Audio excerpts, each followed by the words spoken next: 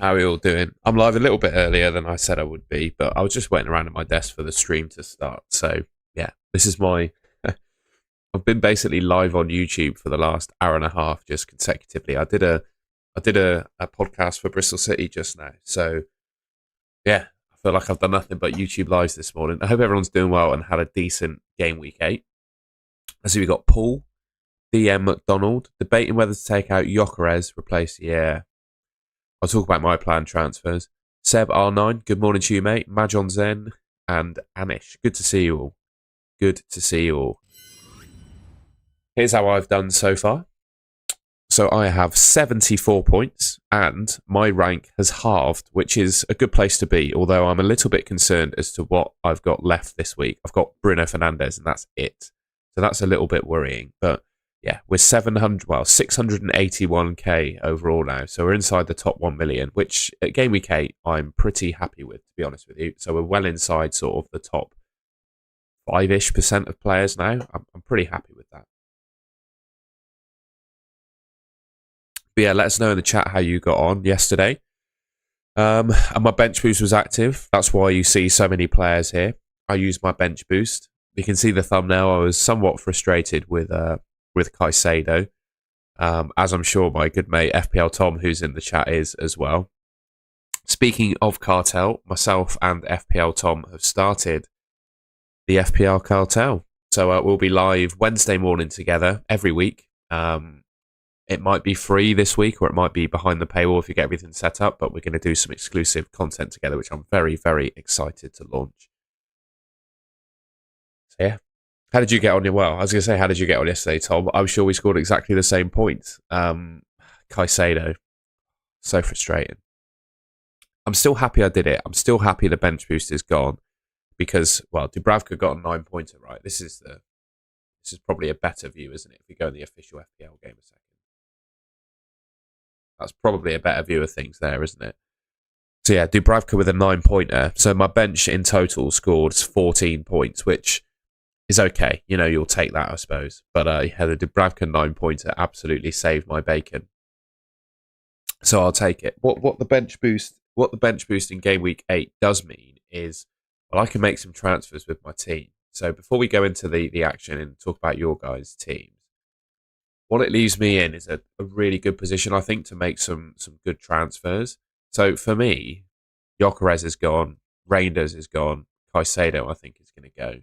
And in their place, I'm going to bring in Krupi Jr.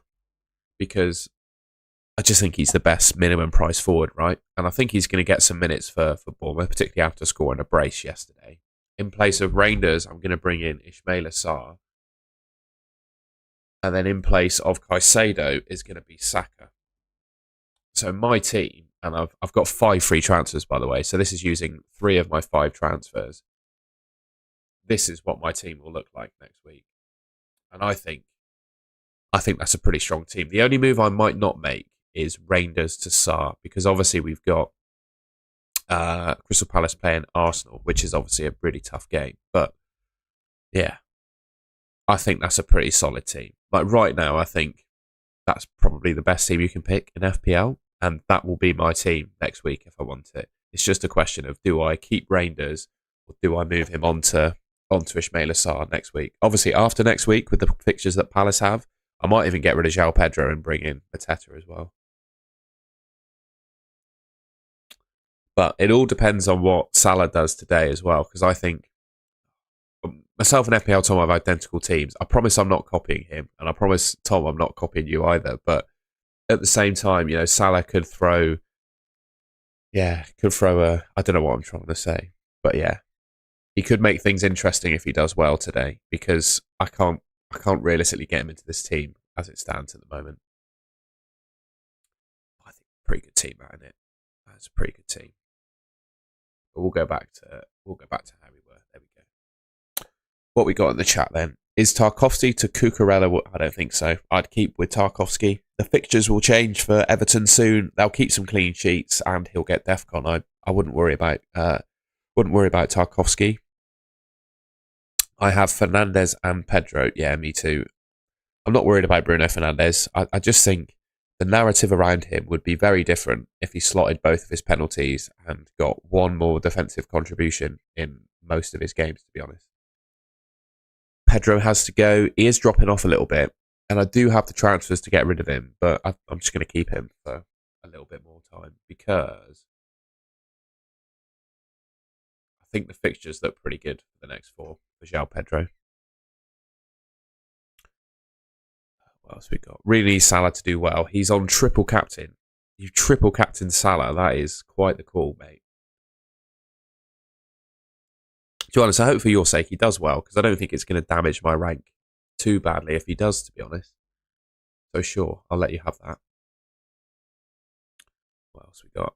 I have an idea. Don't know why no one thought this. I think DEFCONs are inversely proportional to clean sheet odds. What I mean by that is all centre-backs are the same. Steve gets 3 points almost all games. I see what you mean, but that's just not true because Gabriel, for example, playing for the best defence in the league, is averaging 9.25 defensive contributions per game. So I think he is a complete exception to the rule. And by the way, what an asset Gabriel is in FPL. 9 points, 13 points. He's crazy, isn't he? Crazy. So I'm very happy to have him. Sal Anderson, I don't think we have an update on him, do we? He's got a hamstring injury. It depends what you want from Anderson, really. For me, I'm happy to have him on my bench, but we'll have a look. We'll have a look.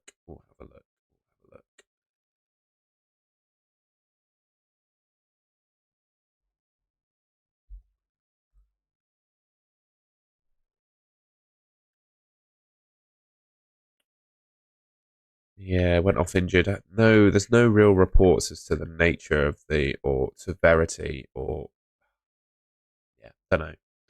He's a bench option for me though, Anderson, so I don't think I need to sell him. What have we got here? Mateta and Munoz in, Ekitike and Guardiola out. Yeah, I don't mind that. I think getting Crystal Palace players in for Game Week 10 onwards is a good way to go. Damien, 76 points, 3 players still to play. Interesting. How many players have your teams got left in them? For me, I've only got one, so I'd be intrigued to know how many you have left to play. Let me know in the chat how many you have left to play.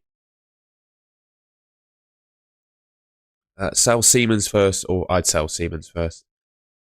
Do you think Krupi Jr. maybe? The thing is with Krupi Jr., I don't think he's a solid option, but I just think he's clearly the best cheap forward in the game now, right? He scored 3 Premier League goals, a brace yesterday. I think he's going to do decently.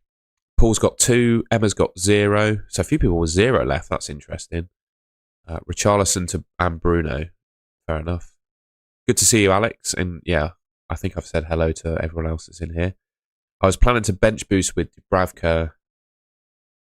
Okay. You can wait, mate. You can wait. I also think with a bench that strong, you can play it in any week, really.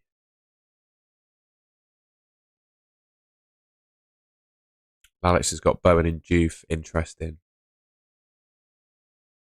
Krupi Jr. for bench boost 9. Yeah, go on then. Sure. I think he gets minutes next week. Xhaka is better. Yeah, I'd probably agree with that.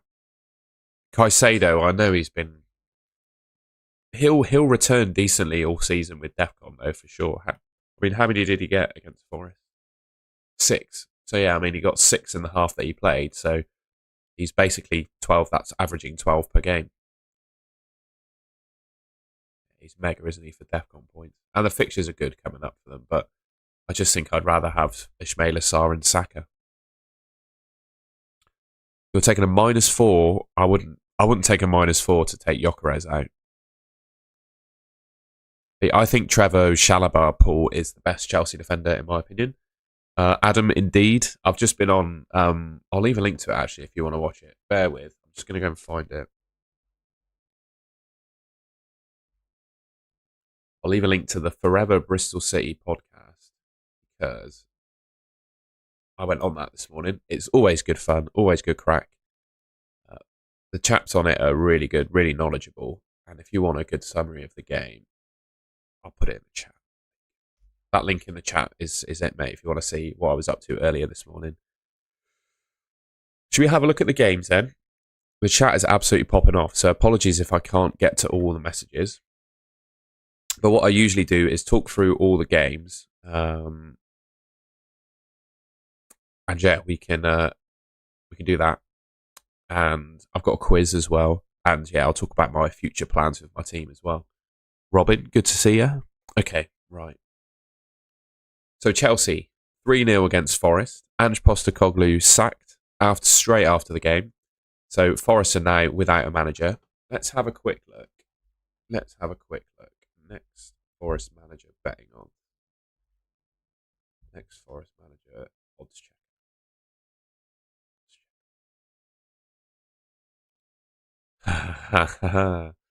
Okay, so is this in order? I want to go on Bet365. Do another one. Let's do Bet365. They're the biggest bookie in the country, aren't they? So let's see what they're saying. Sean Dyche, top of the tree. So there's your next Forest manager odds. Sean Dyche, Roberto Mancini, Marco Silva, Rafa Benitez, Steven Gerrard, Brendan Rodgers. I think it's probably going to be Sean Dyche, isn't it? That would be my guess. And does that, if Sean Dyche comes in as the Forest manager, does that then make the Forest defenders pickable again? You know, I feel like they lead themselves well. A Sean Dyche team leads itself well to keeping more clean sheets than Forest have done so far this season, and probably the defenders getting DEFCON points. So I'd keep an eye out on that. Alex, I completely agree with you. I mean, Marinakis is a complete hothead, isn't he? And should have gotten over himself and kept hold of Nuno, really, and tried to repair the relationship.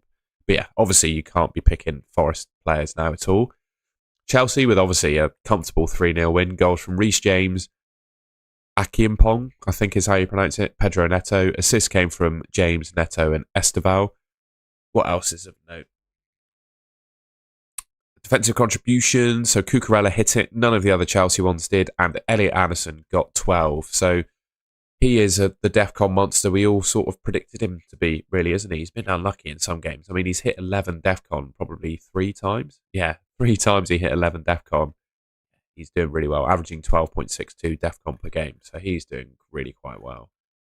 Points to note, I guess, in terms of pickable Chelsea players. Obviously, Caicedo didn't start the game. Enzo wasn't in the squad at all. I think Enzo Fernandez, with no Cole Palmer in the squad, is a really decent option. But obviously, he's injured, so he didn't feature at all in the game. And we had another blank from João Pedro. So that's 4 blanks in a row for him. And in those 4 blanks, he has amassed less than even 0.4 XGI. So he's been poor. But the fixtures have been Man United, Brighton, Liverpool, Forest is the easiest of those games. Does make you wonder, you know, is he the best forward at this price point now? He's still owned by 59.9% of the game.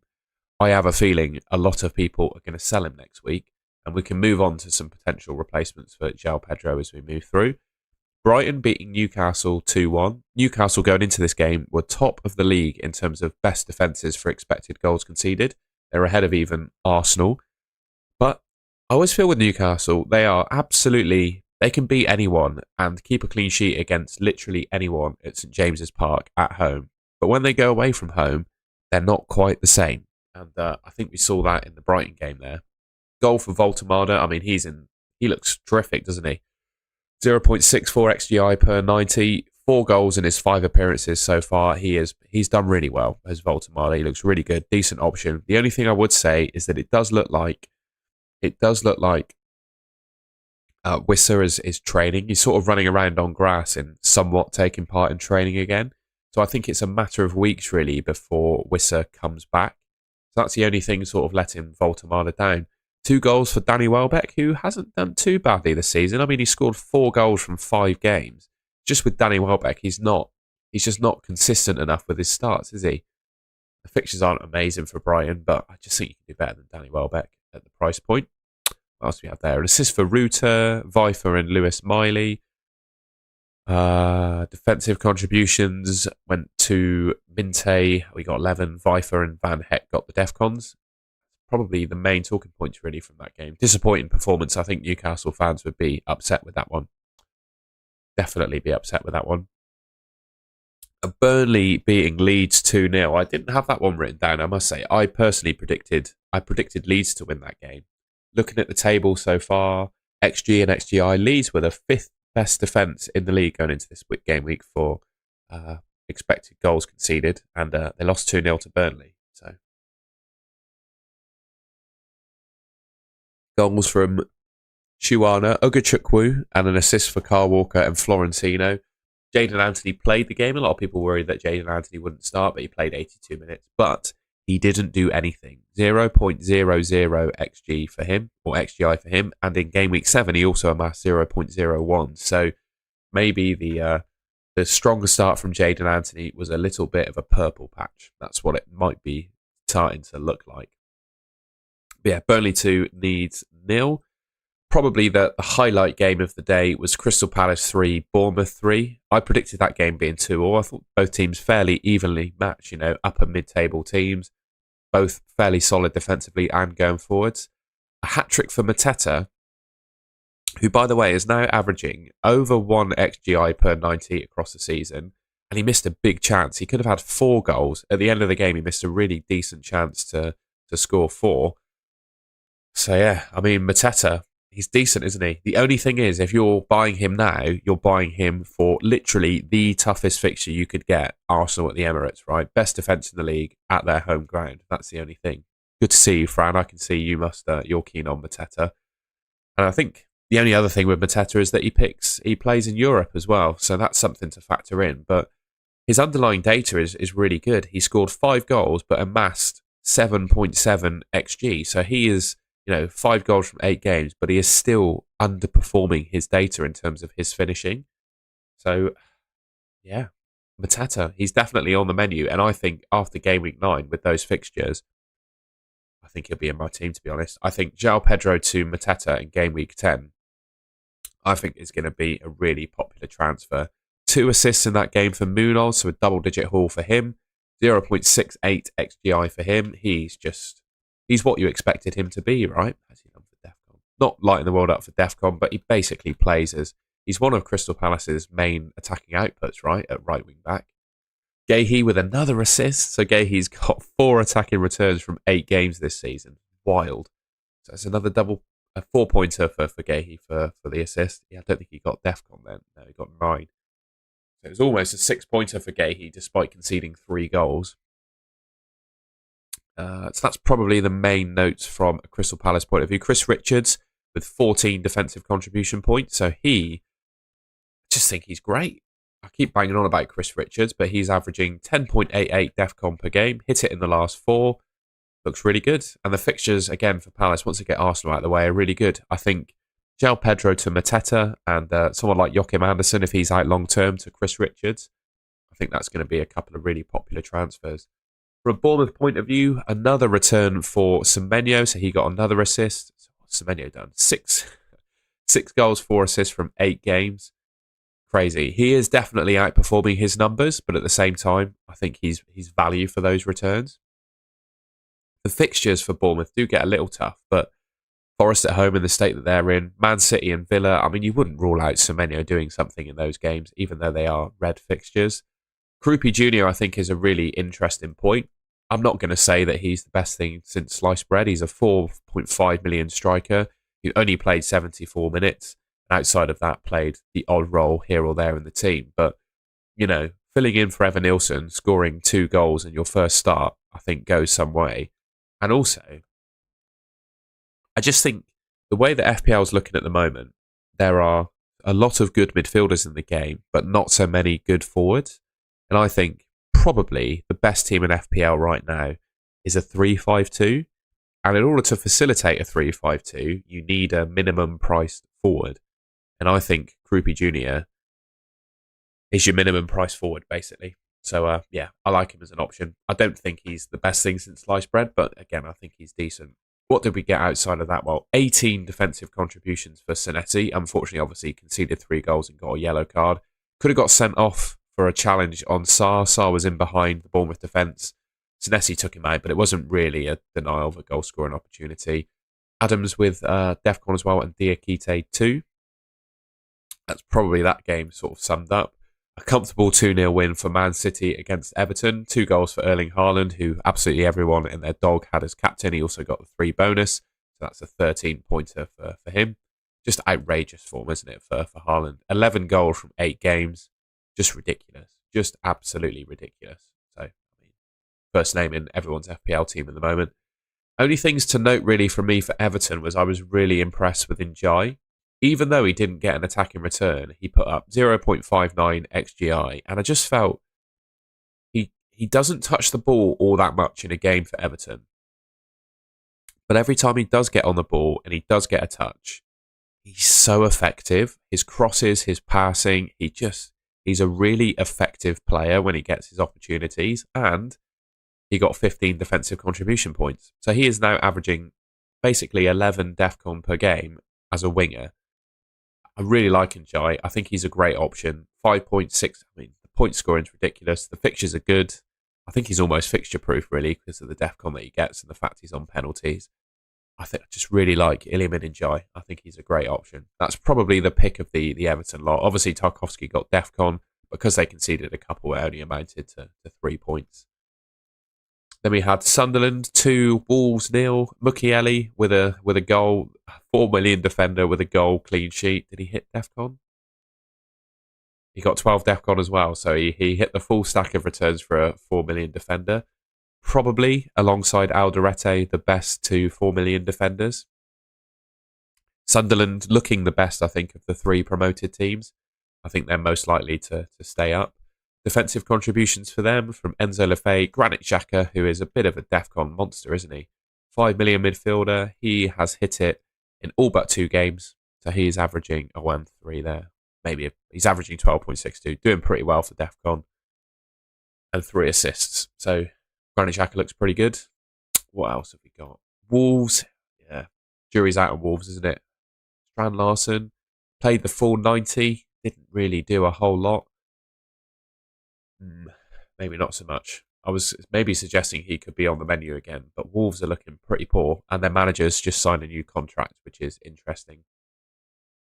And then the final game of the day, Arsenal 1, Fulham 0, goal from Trossard, a flick-on assist from a corner for Gabriel. What an asset Gabriel is, right? Fantastic. Only blanked in 2 out of the 8 games he's played so far this season. Arsenal have now kept 5 clean sheets in 8 games.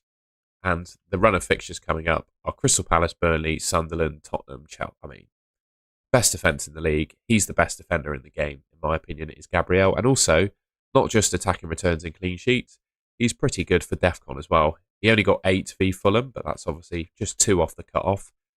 He's averaging 9.25 per game. So I think Gabriel is pretty tidy. Other than that, Saka came away with a 7-pointer, despite not getting an attacking return. He scored 7 points. He got 2 bonus points, kept a clean sheet, and hit 13 DEFCON. So, how many DEFCON has Saka got? Averaging 7.64, so it's not crazy good, but I just think the best way to set up, I think, for me with Arsenal is to have 2 defenders and Saka. That would be my opinion, and that's what I'm trying to move towards. Fulham, I think the only thing people are interested in really is Anderson, who obviously was on for DEFCON, but he came off in the 41st minute with a hamstring injury. I'm not sure how serious it is, but at the same time, grade 1 apparently. At the same time, I don't think he's going to be back. He's going to be back in the next week or so. Fran commenting on Eze. Yeah, I was never really going to go near Eze myself, to be honest. I just think he was great for Palace because he was the star, but for Arsenal, he fits the bill of Arsenal very nicely. He's kind of, wouldn't say a squad player, but he's of Arsenal level. So he's never really going to stand out in that team. So he's never an option for me, really, Eze. I guess you must have gone for him by the sounds of it, Fran. But yeah, that sums up the games. Sorry, I didn't really read the chat as we went through there, but I was just focusing on talking about the games. I'll have a look at the chat now. That's how we did. Let's look at my... I'm going to call it a successful bench boost, despite only 1 player on it returning.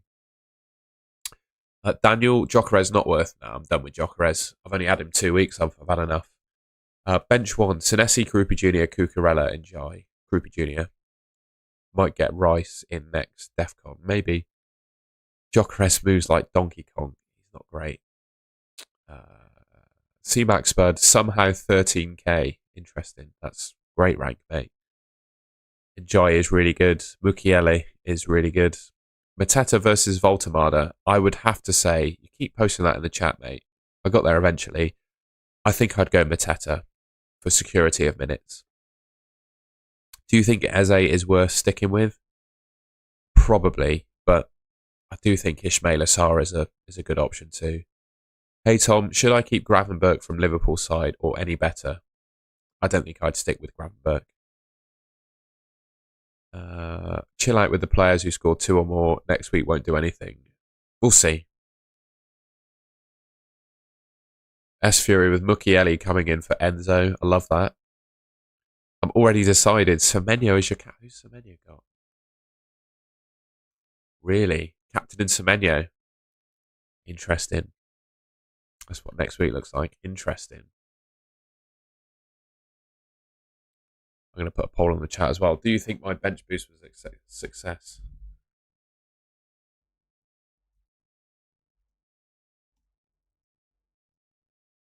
Considered a success with 14 points.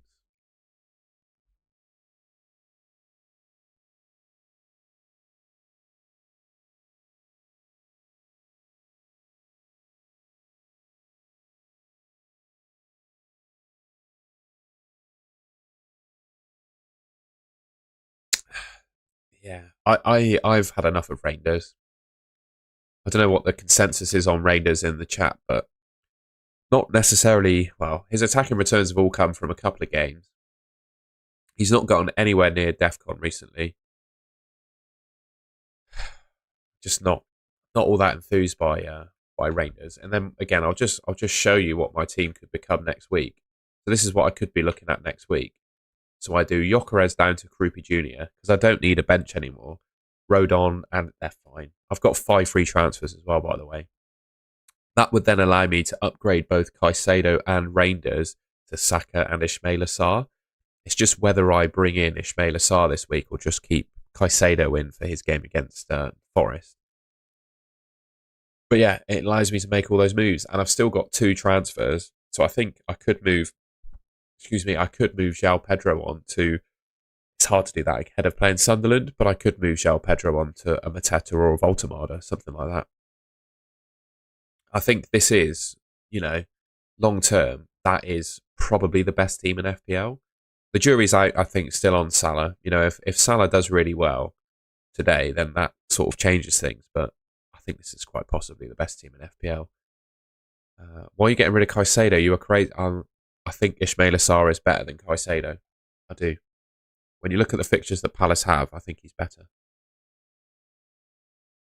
But at the same time, whether I get rid of Caicedo for game week 9, I'm not sure. I think he might stay instead of bringing in Sarr. But yeah, I think that's a pretty good team, isn't it?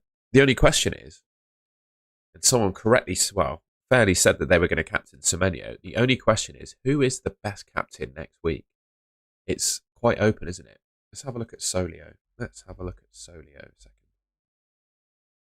By the way, I haven't said this yet, but if you haven't already, we got 330 people in the stream at the moment. I'm very grateful for everyone that's joined. We've only got 41 likes.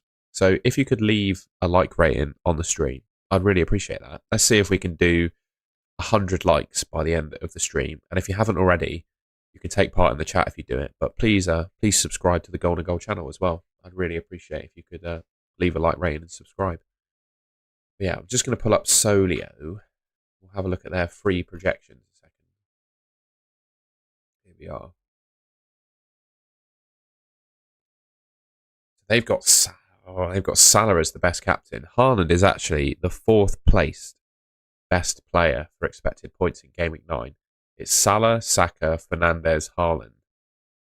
So I could, the thought of making those transfers, I could, Fantasy Football Hub sees it differently.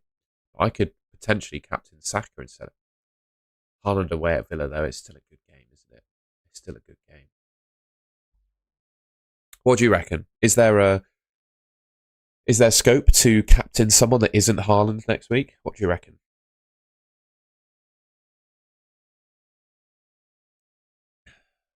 Did I make any transfers? No, I just used my bench boost. This is what my team might look like next week, but this is how I did. We'll just go back. Where's my team? You've captained Salah. I think there's merit to it. It's just not seen enough from Liverpool as a team, to be honest. I just don't think they're using Salah in the same way that they did last season as sort of the focal point of the attack. I think I'd always pick Munoz over Rodon, mate. Points, I scored 74 points so far. Can I zoom out, actually? If I zoom out one, two, no, I have to leave it like that, I'm afraid.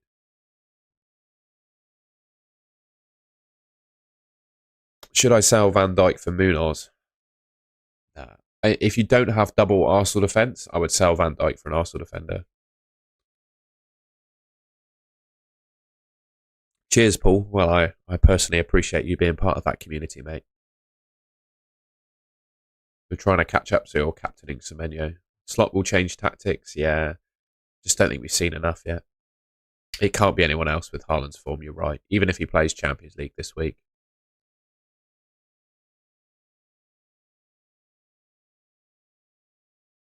Sesko hat-trick, we will be there. What do we think is going to happen in the Liverpool-Man United game today? Do we think Man United might get a result at Anfield for the first time in what feels like forever? Or will Liverpool just decimate them? I think Man United will show a good account of themselves today. I think it'd be a draw. Yeah, the Haaland is scary to go against.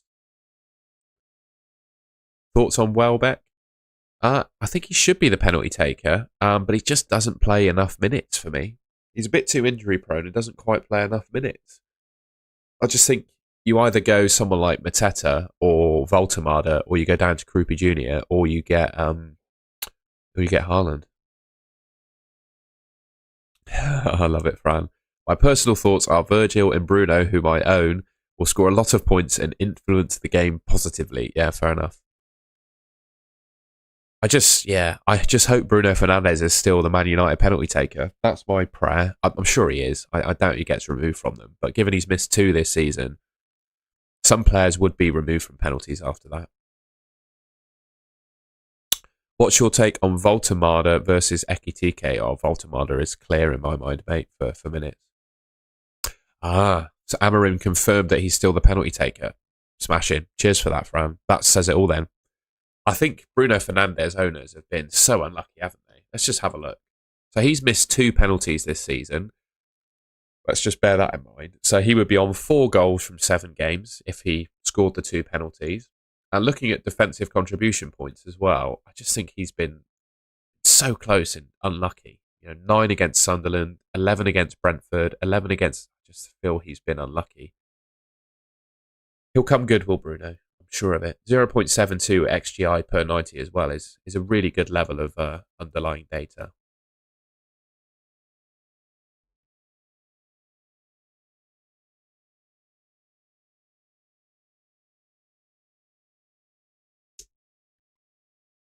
Chayana, you're expecting a Verts masterclass. Interesting. Not sure we've seen anything from Verts yet to suggest that he's going to do it. I've got a quiz. If anyone wants to do a quiz, I've done 5 quiz questions based on what's happened in Game Week 8 so far. If anyone was interested in doing the quiz. Yeah, I'm not even sure if Verts will start. I couldn't tell you what that Liverpool team's going to be today. I'd keep with Kudus Shivam. I think he's fine. He wouldn't be my pick at that price. I think I'd have Ismail Assar, but at the same time, I think Kudus is fine. Yeah, you're right, Paul. I actually don't think Salah is that good of a penalty taker. Jemima Unicorn with John Terry. One day there will be a John Terry quiz answer. I'm going to do the quiz anyway because I made it. So I'm not going to... I made one for the Game Week 8 deadline stream and I didn't even get around to doing it. So question number 1 is who is the top scoring player this game week so far? Who is the top scoring player in Game Week 8 so far?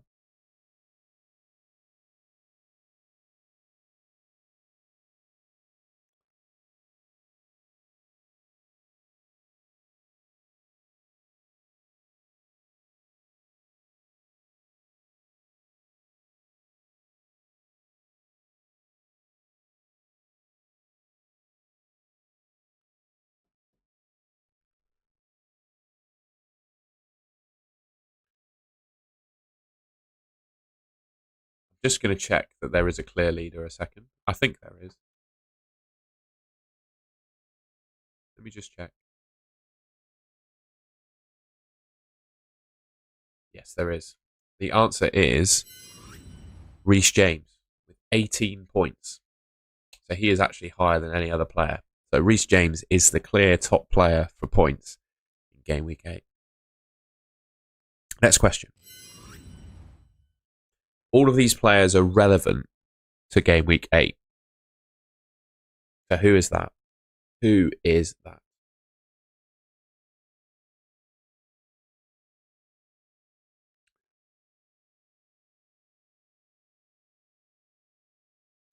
John Terry guesses coming in. One day it's going to be John Terry. It's not John Terry, I'll give you that.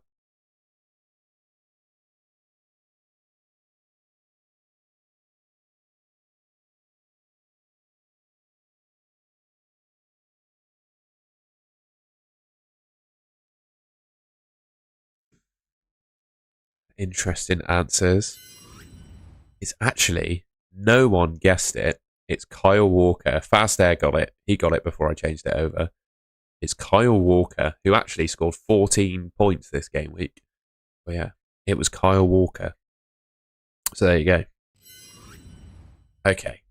So, ahead of Game Week 8, who was transferred in the most? Which player had the most transfers in ahead of Game Week 8?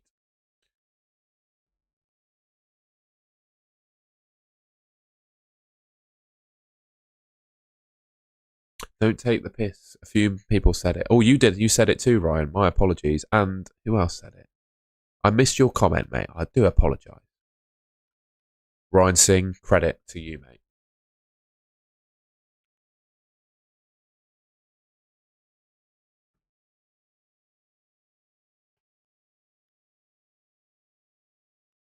I've never been called Specs before, actually, so I'll take that.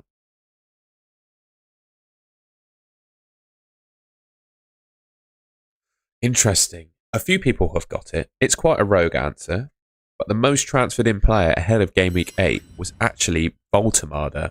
So here's the summary of Game Week 8. 16 million transfers in total, and the most transferred in player is Voltemada. There you go. I'm just going to go through the quiz questions. There we go. Next one. Can anyone guess who that is?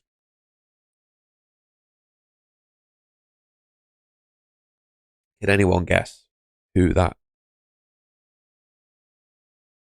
is?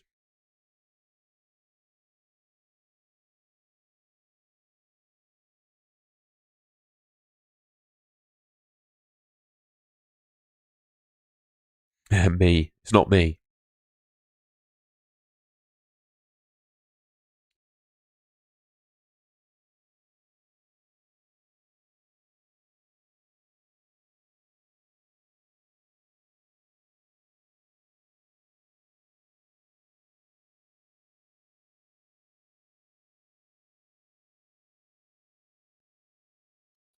Seen some answers flying in. Sorry, I was just dealing with something on my phone. It is Pedro Neto. So a few people say Pedro Neto. So well done if you guessed Pedro Neto. Final question then. Okay. So there is a ranking of the highest team values in FPL so far, right? Now, what is the highest team value in FPL that someone has achieved in the game so far? What is the highest team value that has been achieved in the game so far? Let's see what you think.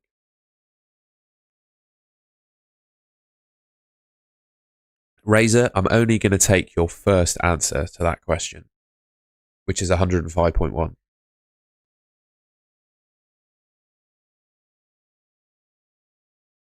I'm going to show the answer because it's on the homepage and you can cheat. The answer is someone's team name is £. So I'm guessing this person doesn't care about rank at all. They just want the highest team value, or they're going for the highest team value. But their team value anyway is 105.4 million. So if anyone guessed that, which I don't think anyone did actually, I'm not going to count the fact that you put it in the chat, Razor, because you put 5 guesses. 105.4. So well done everyone that said that. Let us know in the chat what you got. I think we'll be wrapping the stream up soon. So I've kind of covered everything I wanted to, really. I've showed my team. We talked about the games. Quiz. Done everything, I think. If there's anything I have missed, though, do let me know. I think that's mostly everything. I've got so much more YouTube stuff to do today. I'll obviously have an FPL video coming out tonight, like I usually do on a Sunday. And then it's the Champions League this week as well. So I've got a Champions League team selection video to do as well. So, yeah, I'll do my best to get all the content out for you guys. We're in deep in this YouTube game at the moment, that's for sure.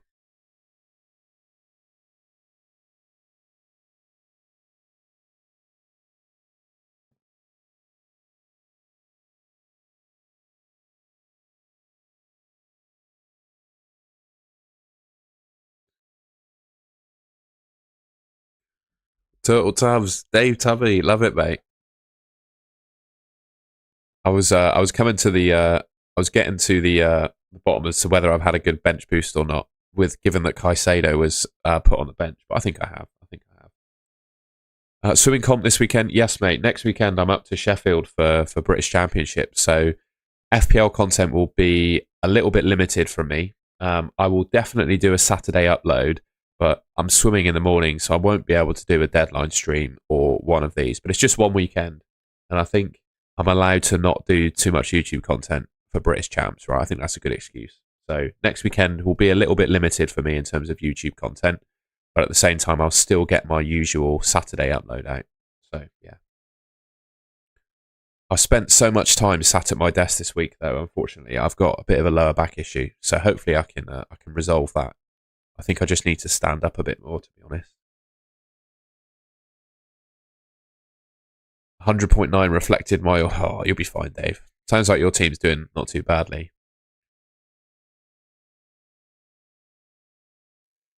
And I'm not sure Aston Villa away is an easy fixture. Villa have been poor from a goal scoring perspective, but I don't actually think they've been that bad defensively.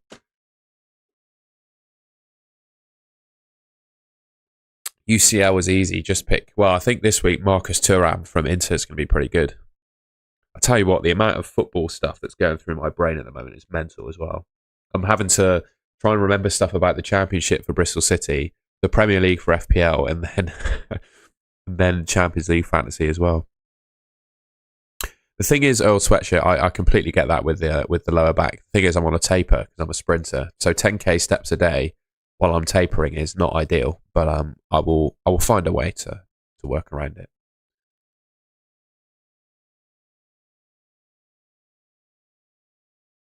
I've used all my chips now in FPL. I think I've just got the max. There's no max captain actually in Champions League fantasy. I think I've used all my chips. Oh no, I've got the free hit left.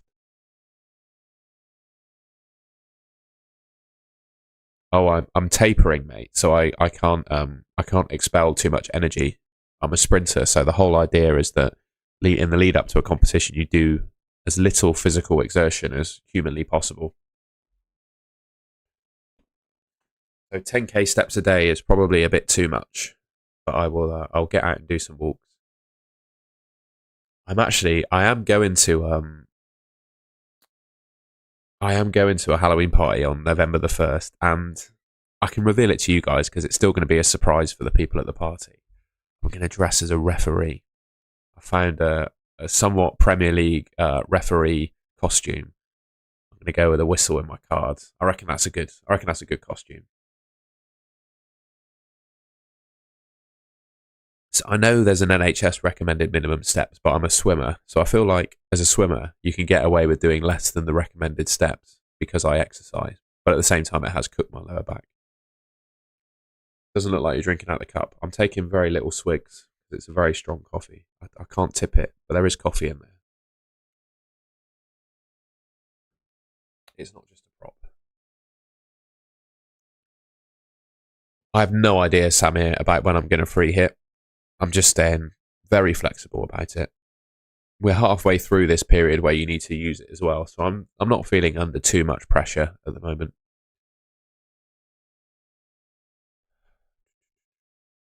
Oh, is Thuram injured? Is he?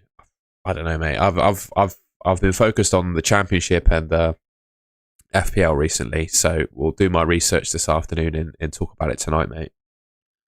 Martinez in that case, then. Right, I think we can mark the end of the stream there. I've covered everything I wanted to. I hope everyone, well, most people only have some even have 0 players left to play. So whatever happens, I'm both Earl. I'm a swimmer, but I sprint. So you can be both. Yeah, what was I going to say? Yeah, I hope you all have a good day today and FPL goes well for you. Yeah, that's it really. I'll see you this afternoon for an upload. I'll have my transfer plans out tomorrow, and I will also have a Champions League fantasy team selection out as well. So plenty more FPL and Champions League and all sorts of content coming your way this week. See you later.